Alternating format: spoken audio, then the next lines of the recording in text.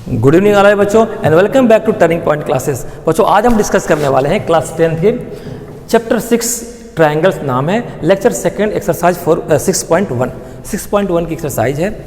Lecture first में कुछ basic concept देखा था, इसी एक्सरसाइज से रेलिवेंट आज उसी कंसेप्ट का एप्लीकेशन है। ये हमने बना रखा है, इसमें अभी फोकस नहीं करना है आपको। क्वेश्चन नंबर फर्स्ट के 4 पार्ट है, चारों पार्ट को कवर करेंगे। एनसीईआरटी की एक्सरसाइज है, एनसीईआरटी की बुक खोल लीजिए और पढ़ते हैं। Question number first, fill in the blanks using the correct words in given brackets.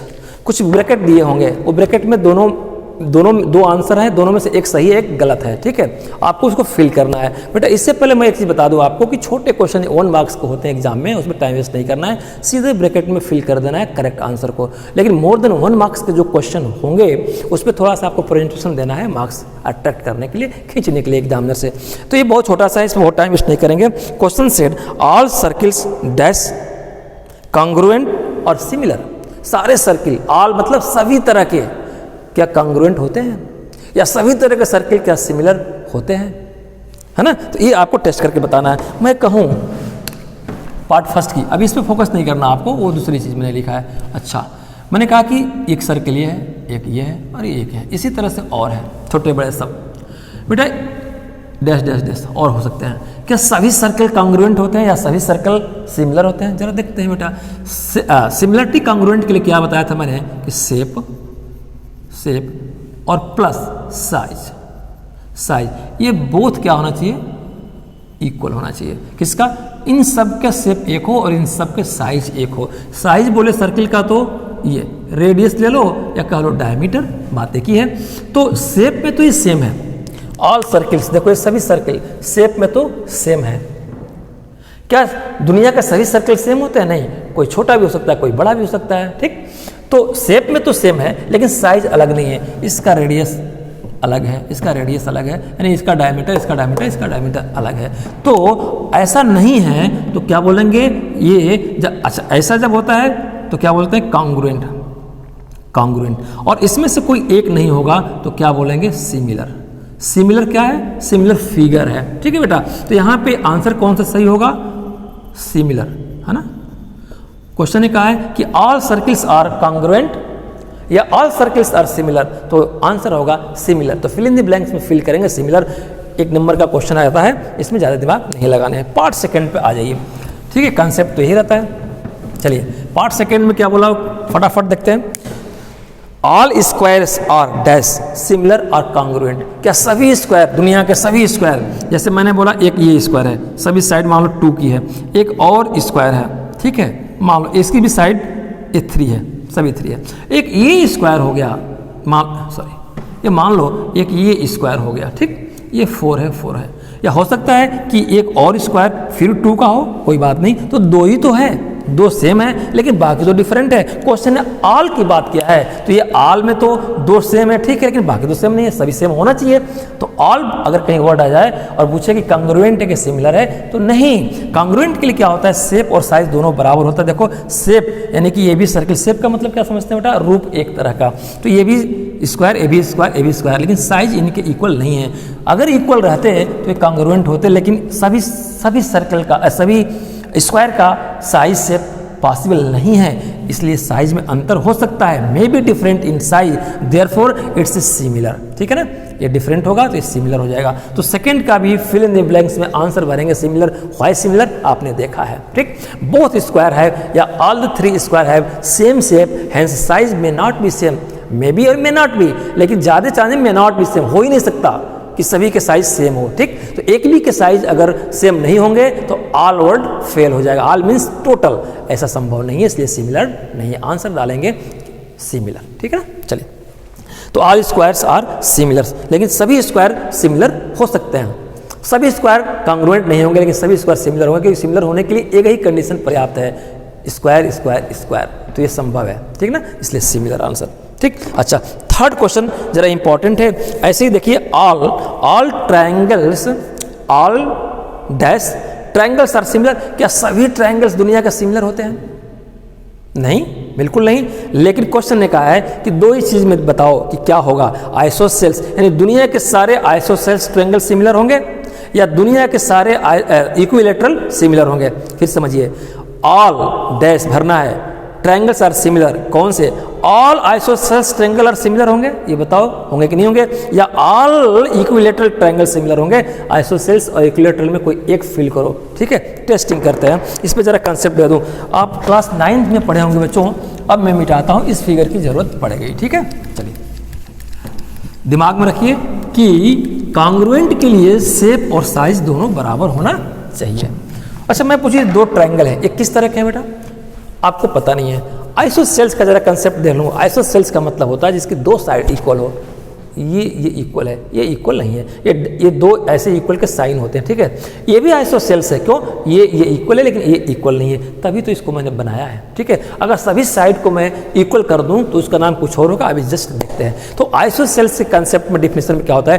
Two sides of equal length, ये दो साइड इक्वल लेंथ के होना ही चाहिए, एंड दो एंगल भी सेम होना ही चाहिए। यानी किसी ट्रायंगल के दो साइड सेम हो और दो एंगल सेम हो तो कहेंगे कि वो आइसोसेल्स है, ठीक। अब एक इक्विलेटरल भी पढ़ा होगा आपने कि ऑल साइड्स आर इक्वल। जैसे मैं कह दूं एक ट्रायंगल बना दूं, ठीक, इस ट्रायंगल में ऐसे मैं कर दूं, यानी कि सारे साइड्स इक्वल है, ये इक्विलेटरल। एक ऐसा भी ट्रायंगल है, एक ऐसा भी ट्रायंगल बना दूं ऐसा जिसकी ना तो ये इक्वल आपस में, ना तो ये इक्वल है, ना तो इसके कोई इक्वल है, यानी कि जिसकी कोई भी साइड्स इक्वल नहीं है, वो कौन से कहलाते हैं? स्केलिन। क्या देखा आपने? आइसोसेल्स में किसी भी दो साइड, दो एंगल और दो साइड इक्वल होंगे, इक्विलेटरल में ऑल साइड्स आर इक्वल, और स्केलिन में नो साइड इक्वल, ठीक है। नो साइड इज इक्वल, कोई साइड इक्वल नहीं होती। एक कंसेप्ट देना था। अब आ जाइए क्वेश्चन पे। क्वेश्चन को मैंने बना रखा है, इसी पे मैं प्रूफ करूंगा। तो फिर से जरा मैं एक समाप्त करूं कि इसमें करना क्या है। क्वेश्चन ने पूछा है कि क्या दुनिया के सारे आइसोसेल्स ट्रायंगल सिमिलर होते हैं या दुनिया के सारे इक्विलेटरल सिमिलर होते हैं, जरा बताओ, ठीक है। तो दोनों के सिमिलरिटी होने के लिए क्या क्या होना चाहिए बेटा? रूप एक होना चाहिए, सिमिलर फिगर होने के लिए शेप एक होना चाहिए, और साइड्स इक्वल नहीं होंगे। तो रूप तो एक ही है, ट्रायंगल ट्रायंगल एक ही है। दूसरी कंडीशन मैंने दिया कि सभी साइड्स इक्वल, यानी कि कौन सी साइड्स इक्वल? करस्पॉन्डिंग साइड की रेशियो इक्वल नहीं होनी चाहिए, ठीक है। तो क्या बोलेंगे कि ये सिमिलर है। फिर टेस्ट करते हैं कि आइसोसेल्स में क्या कंडीशन बनती है। अच्छा, करस्पॉन्डिंग का मतलब बताया था लेक्चर फर्स्ट में कि इस साइड की करस्पॉन्डिंग ये होगी, इस साइड की करस्पॉन्डिंग साइड ये, और इसकी ये, ठीक है। अच्छा, तो आइसोसेल्स, पहले हम आइसोसेल्स का टेस्टिंग करेंगे, तब इक्विलेटरल का। क्यों? क्योंकि पूछा है कि दुनिया के सारे आइसोसेल्स ट्रायंगल सेम होते हैं, सिमिलर होते हैं क्या, या दुनिया का इक्विलेटरल, तो दोनों का डिस्कस करना जरूरी है। तो पहले हम इसकी बात करते हैं। किसकी बात करेंगे? पहले आइसोसेल्स की। आइसोसेल्स पे हम डिस्कस करते हैं कि ये कैसे प्रूफ करेंगे हम कि ये आपस में सेम रेशियो सेम नहीं होगी। चलिए आइए बेटा, इसको देखो। अब मैं क्या लिखूंगा? इन आइसोसेल्स ट्रायंगल, ऐसा बना दूं। इन आइसोसेल्स ट्रायंगल कौन सा? ABC, और इसका DEF। इन आइसोसेल्स ट्रायंगल ABC, क्या देखा आपने? AB इक्वल टू AC, बात सही है। सिमिलरली आइसोसेल्स इन आइसोसेल्स ट्रायंगल DEF में क्या देखा आपने कि DE इक्वल किसके है? DF के, ठीक है।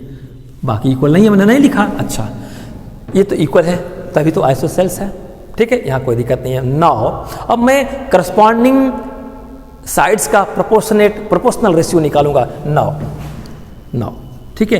अब देखो एक लड़के गलती करते हैं, सोचते हैं कि ये डिवाइडेड बाय ये लिखो करस्पॉन्डिंग में, या न्यूमरेटर में इसको डिनोमिनेटर में इसको लिखो। बेटा किसी को कुछ में लिख सकते हो, हाँ पैटर्न एक होना चाहिए। अगर ये ऊपर रखा न्यूमरेटर में तो करस्पॉन्डिंग डिनोमिनेटर में, तो अगला ये भी पहले ऊपर रखोगे तब ये नीचे, फिर ये। अगर ऐसा किया कि अगर DE को की करस्पॉन्डिंग इसको माना है तो DE को अगर ऊपर लिखते हो और AB को नीचे, तो ऐसे ही सभी साइड का भी ऐसे करेंगे कि ये इनके वाले के सभी ऊपर रखेंगे, इनके वाले के सभी नीचे, या इनके वाले साइड को ऊपर रखें, इनके वाले के तो सभी साइड में इनके ऊपर रहेंगे, सभी साइड इनके नीचे रहेंगे, ठीक है ना, कोई दिक्कत। फिर से जैसे DE अपान AB लिखा तो क्या आया? 12/4 आया। ये कितना रेशियो है? 3। अब मान लिया मेरे दिमाग में आया कि इससे कंपैरिजन करें, AB किसके करस्पॉन्डिंग? DE के। तो मैं लिखूंगा, पागल आदमी, AB ऊपर लिखूंगा और DE नीचे लिखूंगा, कोई बात नहीं। क्या आया? 4/12, 1/3। अगर मैंने DE इस ट्रायंगल के साइड को ऊपर रखा इसकी करस्पॉन्डिंग, तो इसको भी ऊपर रखोगे, इसको नीचे, फिर इसके ऊपर और इसको नीचे, या ये अप्रोच लेके चले कि ए बी वाले को ऊपर रखेंगे करस्पॉन्डिंग डी नीचे, तो इसको भी इसके वाले को ऊपर रखोगे, इसको नीचे, फिर इसको ऊपर, यानी कि इसके अगर किसी एक को न्यूमरेटर बनाए तो इसके सभी ऊपर वाले को न्यूमरेटर बना देंगे, या करस्पॉन्डिंग सभी इसके डिनोमिनेटर, या इसके सभी इसी एक को न्यूमरेटर बनाए तो सभी को न्यूमरेटर में ले चलेंगे, इनके सभी को डिनोमिनेटर में। दोनों अप्रोच सही है, ठीक है ना, टेस्टिंग के लिए। चलिए आइए, तो ये कन्फ्यूजन दूर हो गई। ये बच्चे बहुत ही कन्फ्यूज करते हैं, किसी एक में इसको न्यूमरेटर बना देंगे और किसी एक में इसको बना देंगे। चलिए, ये गलती नहीं करना है। नाउ करस्पॉन्डिंग किसको लेना चाहते हैं? चलो मैं इसको लेता हूँ, D E. Now D E divided by corresponding क्या होगी बेटा? A B. कितना आया? 12/4। कितना आया? ये थर्ड। अच्छा चलिए, अब इसको बनाते हैं, डी एफ। इसकी करस्पॉन्डिंग क्या होगी? ये। तो यानी कि D F divided by A C equal to 12/4। ये भी आया आपका 3। अच्छा, ये ई एफ, इसको करस्पॉन्डिंग बनाओ, E F upon B C, ठीक, 6/3। अब ये कितना आया? ये आ गया 2। नाउ ये दोनों आपस में इक्वल हैं। देखो, ये हमने प्रोपोर्शनेट रेशियो को भी, प्रोपोर्शनल साइड्स के रेशियो को भी चेक कर दिया कि ये करस्पॉन्डिंग भी, इसकी करस्पॉन्डिंग ये आपस में, और जो ये साइड्स इक्वल थे, इनकी करस्पॉन्डिंग रेशियो भी इक्वल है। देखो, ये दोनों आपस में इक्वल नहीं थे, इनकी करस्पॉन्डिंग रेशियो भी इक्वल नहीं है। ये बच्चों को समझ आई? Hence D upon A B, देखो ये प्रेजेंटेशन है, ये आपको लिखना नहीं है। हैंस डी ई बताऊंगे क्या करना अभी, D upon A B equal to D F upon A C is not equal to E F upon B C. Equal नहीं है, ठीक। इसका मतलब क्या निकला कि आइसोसेल्स हमारे लिए बेकार है, आइसोसेल्स हमारे लिए बेकार है। हमने क्या पढ़ा था लेक्चर फर्स्ट में कि जिनके शेप बराबर हो और प्रोपोर्शनेट रेशियो बराबर हो साइड्स की, वो सिमिलर होंगे। यहाँ पे प्रोपोर्शनेट रेशियो सिमिलर है नहीं, ये दो के सिमिलर है लेकिन एक के सिमिलर नहीं है। यानी कि ऑल आइसोसेल्स, क्वेश्चन में अब all isosceles triangle are not similar, ये सिमिलर नहीं हो सकते, ठीक है ना। सिमिलर के लिए क्या होना चाहिए कि शेप भी सेम हो, और फिर से कंफ्यूज मत करना, मैंने अभी एक कंसेप्ट बताया था कि शेप और side, shape plus size, shape size हो तो ये क्या हो जाएंगे? कॉन्ग्रुएंट हो जाएंगे। लेकिन साइज नहीं है। लेकिन मैंने ट्रायंगल में बताया था बेटा कि शेप भी सेम हो और प्लस प्रोपोर्शनेट रेशियो, किसकी? साइड की। करस्पॉन्डिंग रेशियो अगर सबकी सेम है तो ये क्या हो जाएंगे? ये सिमिलर हो जाएंगे। फिर से यहाँ कन्फ्यूजन आपको पॉसिबल है। सेम शेप, एक ही ट्रायंगल है, साइज इनकी बराबर नहीं है।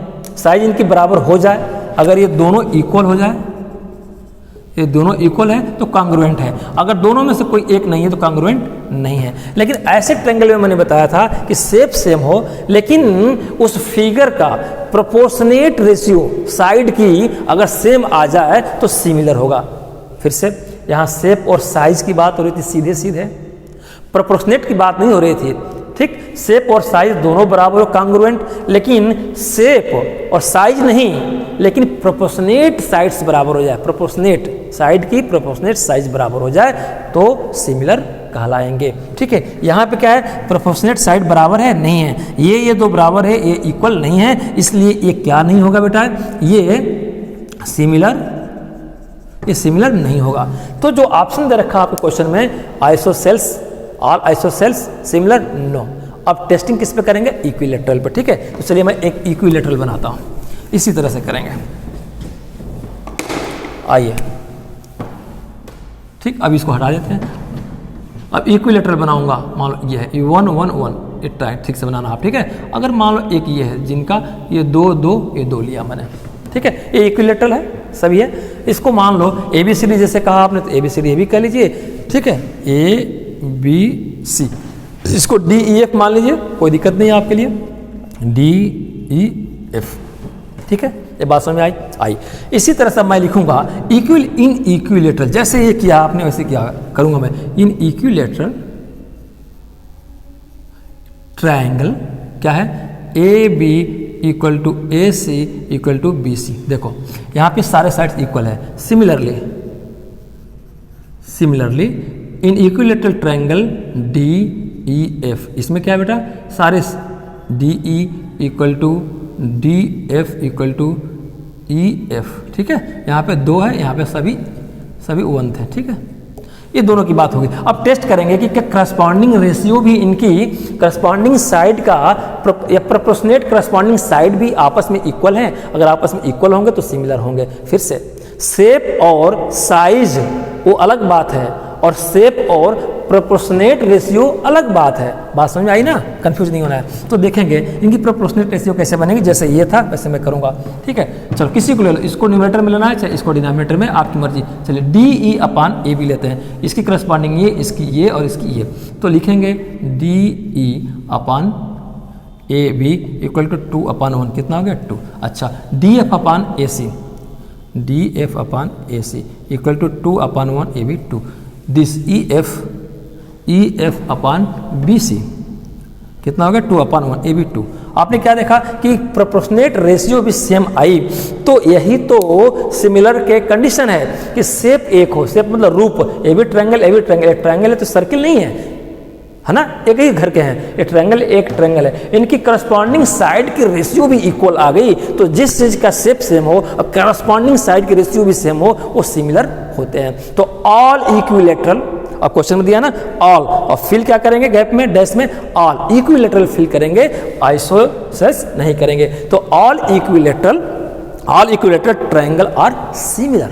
और सभी इक्विलेटरल, ऑलरेडी जब इक्विलेटरल कर लिया 1000 10,000 10 मिलियन बनाओ, क्या फर्क पड़ता, सब अगर इक्वल हैं तो उनके प्रोपोर्शनेट साइड भी इक्वल होंगे। तो ऐसे सारे इक्विलेटरल ट्रायंगल क्या होते हैं, सिमिलर होते हैं। तो यहाँ आंसर क्या लिखोगे, आंसर में क्या फिल करेंगे, इक्विलेटरल, ठीक ना, इक्विलेटरल, ये आंसर आपका फिल होगा, ये नहीं होगा। ये मैंने इतना क्यों किया, आपको डेप्थ में समझाने के लिए कि कैसे रेशियो, प्रोपोर्शनेट और शेप सेम प्रूफ करेंगे। अब देखो एक, क्या आपके इस क्वेश्चन के लिए इतना लिखना है, नहीं, आपका क्वेश्चन 1 मार्क्स का होगा, सिर्फ फिल कर देना है equilateral, all equilateral triangle are similar, ठीक है ना, ये फिल कर देना है। ये मैंने बताया कि एक तो कंसेप्ट आपका गहरा हो जाए, डीप हो जाए, और अगर क्वेश्चन ये 2-3 मार्क्स का हो गया, कहा कि प्रूफ करके बताओ, तो प्रूफ करके बताने के लिए ये हो गया। आपको प्रूफ करके इस क्वेश्चन में नहीं बताना है, आपको सिर्फ भरना है आइसोसेल्स आर इक्विलेटरल, तो आंसर ही इक्विलेटरल, लेकिन ये दिमाग में रहेगा प्रूफ करने के लिए, ठीक है। चलिए अब एक थर्ड की बात हो गई, अब जरा फोर्थ की बात करते हैं। मैं मिटा दूं, चलिए आइए।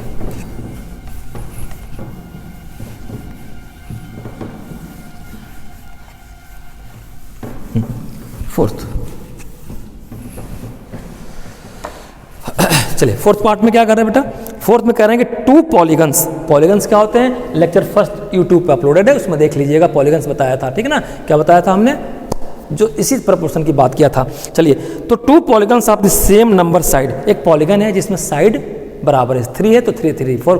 अच्छा बताओ, ये ट्रायंगल बनाया था भी तो पॉलीगन है, पॉलीगन में क्या था, होता था कि मोर देन 2 एंगल्स होने चाहिए, तो ट्रायंगल में भी तो मोर देन 2 एंगल्स हो गए। चलिए तो polygons, 2 polygons of the same number is side are similar. अच्छा 2 polygons of the same number उनकी साइड्स है, उसके पॉलीगन्स की साइड सिमिलर है if their corresponding angle are dash and their corresponding sides are dash।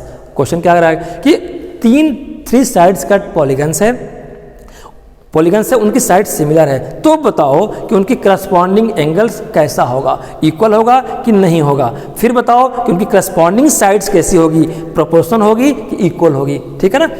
Question बहुत easy है और एक कंसेप्ट मैं इसमें बता दिया था आपको। चलिए मैं 2 बता रहा हूँ पॉलीगन्स, अब तो पॉलीगन्स बोला तो ट्रायंगल भी पॉलीगन्स होंगे। चलिए मैंने पॉलीगन्स की क्या डिफिनेशन थे बेटा, मैंने बताया था लेक्चर फर्स्ट में। चलिए पॉलीगन्स है जिसमें 2 से ज़्यादा एंगल हो, इसमें 2 से ज़्यादा है।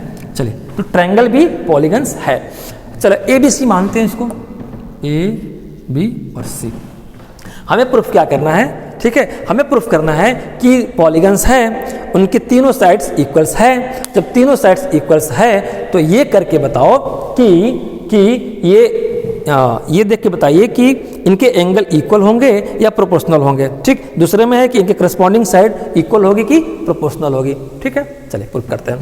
तो ABC और DEF, ये DEF एफ। दो हमारे पास पॉलीगन बोलूंगा क्योंकि क्वेश्चन ने पॉलीगन वर्ड यूज किया है। अच्छा, तो अब मैं बोलूंगा कि ट्रायंगल एबीसी और डीईएफ इक्विलैटरल, ठीक है, इक्विलैटरल है, तीनों साइड्स इनकी बराबर है, क्वेश्चन ने कहा है। अच्छा, मान लो ये मैं 1 कर दूं 1 1 और इसको 2 कर दूं 2 कर दूं 2 कर दूं, कोई बात नहीं, ठीक। तो अब इनके करस्पॉन्डिंग रेशियो हम निकालेंगे, इनका प्रोपोर्शनल निकालेंगे, देखेंगे कि ये इक्वल होंगे कि ये प्रोपोर्शनल होंगे, ठीक। तो ये तो क्वेश्चन में है कि ये इक्विलैटरल है, 1 इक्विलैटरल है, तो A B upon D F इनकी करस्पॉन्डिंग रेशियो निकालो, ए बी अपान डी ई कर दो या ए सी अपान डी एफ कर दो, या इनको ऊपर रखो इनको नीचे रखो। अभी मैंने कन्फ्यूजन आपका दूर किया है। तो चलिए इसकी करस्पॉन्डिंग ये होगी, इस बार इसको न्यूमरेटर में रखते हैं, in triangle A B C and D E F, ठीक। A B upon D E, A B कितना 1 है और डी कितना है 2 है। यहाँ तक किसी बच्चों को कोई दिक्कत नहीं है। ऐसे ही ए सी की करस्पॉन्डिंग डी एफ हो गया, तो ए सी अपान डी एफ क्या हो गया, ए बी 1 हो गया। ऐसे ही बी सी अपान ई एफ, बी सी अपान क्या आया ई एफ, ए बी क्या आ गया 1/2। इनकी करस्पॉन्डिंग रेशियो देखो 1/2 1/2 आई ना।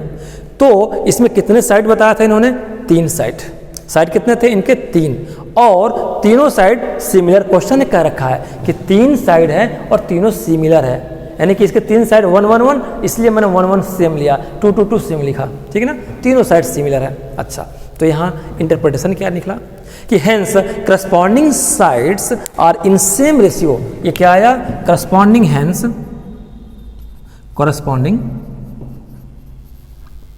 Corresponding sides are in same ratio, ठीक ना। जब ये सेम रेशियो में इनके करस्पॉन्डिंग साइड आ गई, in equilateral triangle all the sides are same.